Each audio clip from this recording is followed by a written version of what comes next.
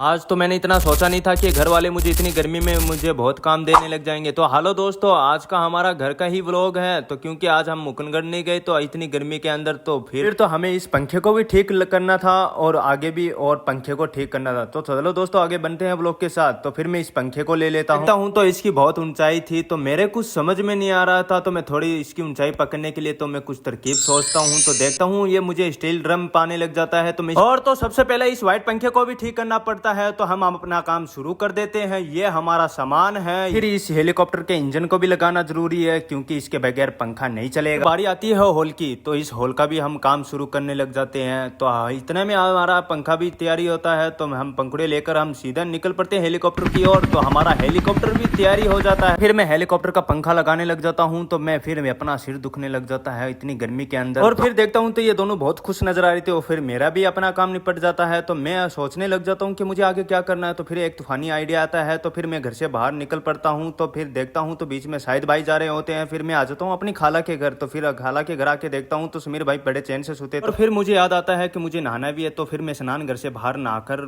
आ जाता हूँ। दोस्तों आज का मेरा छोटा मिनी ब्लॉग यहीं समाप्त करते हैं। मिलते हैं अगले नेक्स्ट ब्लॉग के साथ। तो आपका मेरा ये ब्लॉग पसंद आया तो आगे लाइक कर देना, कमेंट कर देना, शेयर कर देना। तो मेरे सब भाइयों से निवेदन है कि 10K फॉलोअर्स कंप्लीट करो। मिलते हैं सेलिब्रेट 10K पर। अस्सलाम वालेकुम।